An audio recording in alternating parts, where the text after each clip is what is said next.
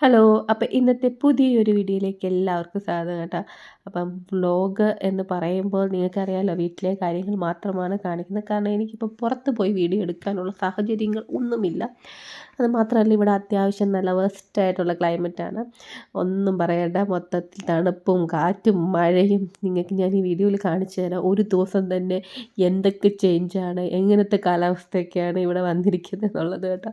അപ്പോൾ ഈ വീഡിയോയിൽ ഫുൾ ഡീറ്റെയിൽ ആയിട്ട് കണ്ടാൽ നിങ്ങൾക്ക് മനസ്സിലാവും ഇവിടുത്തെ ഒരു ക്ലൈമറ്റിൻ്റെ ഒരു സ്വഭാവം. അങ്ങനെ രാവിലെ എണീറ്റ് വന്നപ്പോൾ തന്നെ വിവാൻകുട്ടിക്ക് തൊണ്ട വേദനിക്കുന്നു പറഞ്ഞിട്ടാണ് വന്നത്. സാധാരണ കുറച്ച് ദിവസമായിട്ട് അങ്ങനെ പറയാറൊന്നുമില്ല. എന്ത് പറ്റിയെന്നത് എനിക്കൊന്ന് ഇന്നലെ പശുക്കുട്ടി വന്ന ഉടനെ തന്നെ അവൾക്ക് ഈ നാരങ്ങ വെള്ളം ഉണ്ടാക്കി കുടിക്കുന്ന ഒരു ശീലമുണ്ട്. അപ്പം വിമാനം കൊടുത്തു കാണും. അപ്പോൾ അവൻ കുടിച്ചിട്ട് അവന് തൊണ്ടവേദന എടുത്തായിരിക്കും. അപ്പം ഞാൻ ഇച്ചിരി ഉപ്പ് വെള്ളത്തിൽ ഉപ്പുവെള്ളത്തിലല്ല, ചൂടുവെള്ളത്തിൽ കുറച്ച് ഉപ്പുവെള്ളം ഇട്ട് ചൂടുവെള്ളത്തിൽ കുറച്ച് ഉപ്പിട്ട് കൊടുത്തതാണ് കേട്ടോ. വായിൽ ഭയങ്കരമായിട്ട് വെള്ളി വീഴുന്നു. അങ്ങനെ ഇന്നലെ നമ്മൾ അരച്ച് വെച്ച മാവൊക്കെ എടുത്ത് നോക്കി. ഒരു രക്ഷയില്ല. ആപ്പത്തിന് അരച്ച മാവ് പുളിച്ച് പൊങ്ങിയിട്ടില്ല. അതങ്ങനെ ഇരിപ്പുണ്ട്. ഞാൻ പറഞ്ഞില്ലേ, തണുപ്പ് കൊണ്ടായിരിക്കും. ഞാൻ ഓവന് ചൂടാക്കിയിട്ടൊക്കെ വെച്ചതാണ്. എന്നിട്ടും അങ്ങനെ ഇനിയിപ്പോൾ അടുത്ത ഈ ബ്രേക്ക്ഫാസ്റ്റിന് ഞാൻ വേറെ എന്തെങ്കിലും പ്ലാൻ ചെയ്യണം, ഇൻസ്റ്റൻ്റായിട്ട് ഉണ്ടാക്കുന്നത്. അപ്പോൾ ഉച്ചക്കത്തേക്ക് ഞാൻ എന്ന് വിചാരിച്ചു ലെമൺ റൈസും പൊട്ടറ്റോ ഫ്രൈയും ഉണ്ടാക്കി കൊടുക്കാമെന്ന്. വളരെ എളുപ്പമാണല്ലോ ആ പരിപാടി.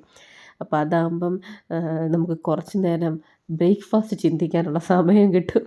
അല്ലെങ്കിൽ ലഞ്ചും കൂടെ ആലോചിച്ചുകൊണ്ടിരുന്നെങ്കിൽ ഞാൻ ബ്രേക്ക്ഫാസ്റ്റിൻ്റെ കാര്യത്തിൽ പുറകോട്ട് പോകും. എന്നുവെച്ചാൽ ടൈം കിട്ടില്ല, എല്ലാം കൂടെ നടക്കില്ല. അപ്പോൾ ഒരു തീരുമാനത്തിൽ ഞാൻ എത്തിയിട്ടുണ്ട്. നമ്മുടെ റാഗിപ്പൊടി ഉണ്ടല്ലോ, റാഗിപ്പൊടിയും ഗോതമ്പ് പൊടി, അരിപ്പൊടി, ഇത് മൂന്നും കൂടെ ഒരു കാൽ കപ്പ് വെച്ചെടുത്തു.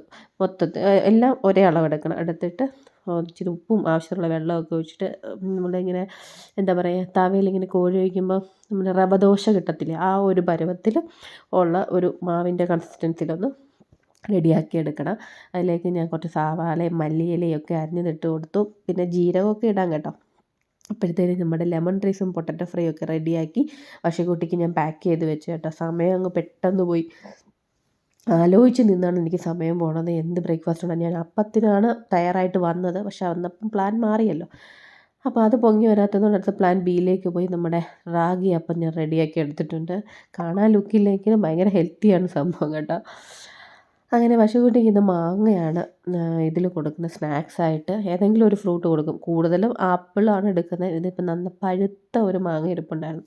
അങ്ങനെ പശുക്കുട്ടി കഴിച്ചിട്ട് സ്കൂളിലേക്ക് പോവാണ് കേട്ടോ.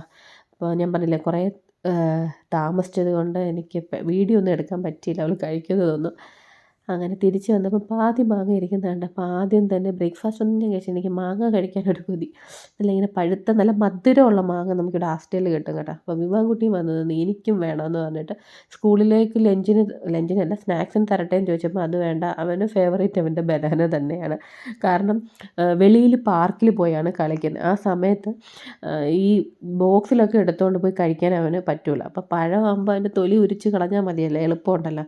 കഴിക്കുന്നതിനിടയ്ക്ക് കഴിക്കുക, അടുത്ത് ഡസ്റ്റ്ബിന്നിലിട്ടാൽ മതി. മറ്റേ ബോക്സൊക്കെ ആണെങ്കിൽ കൊണ്ടുപോയി ചെയ്യുന്നതൊക്കെ കുറച്ച് ബുദ്ധിമുട്ടാണ്.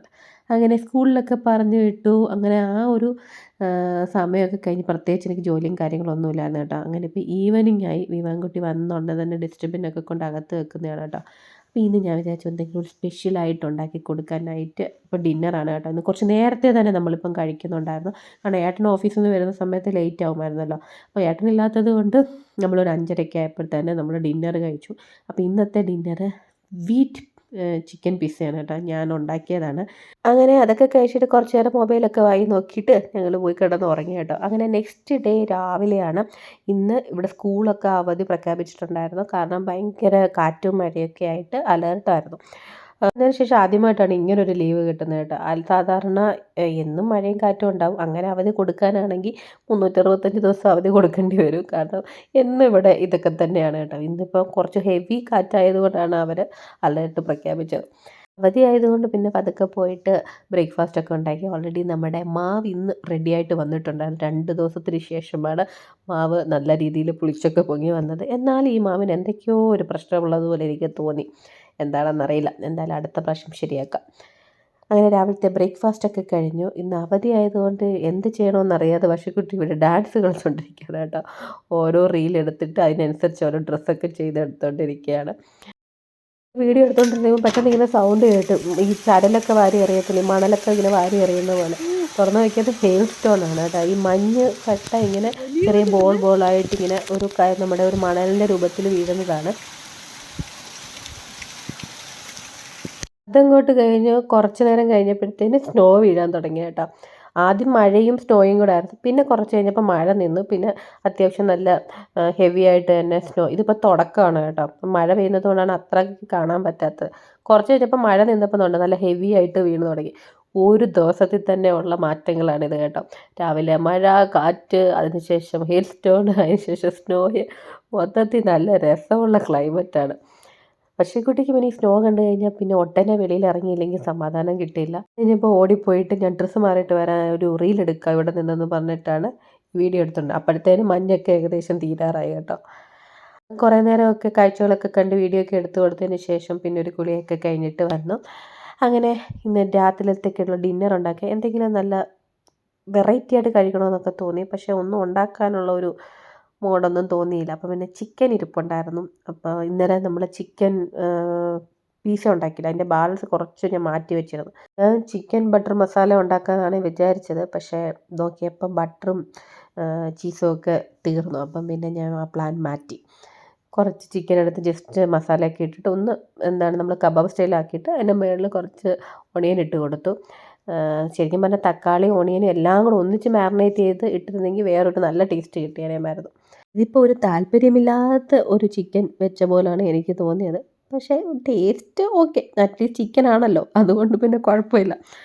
അങ്ങനെ ചപ്പാത്തിയും ചിക്കനും ഒക്കെ കൂട്ടി നമ്മൾ അങ്ങോട്ട് കഴിച്ചു. നേരത്തെ ഫുഡ് കഴിക്കുന്നത് കൊണ്ട് പിന്നെ കുറേ നേരം സമയം കിട്ടും.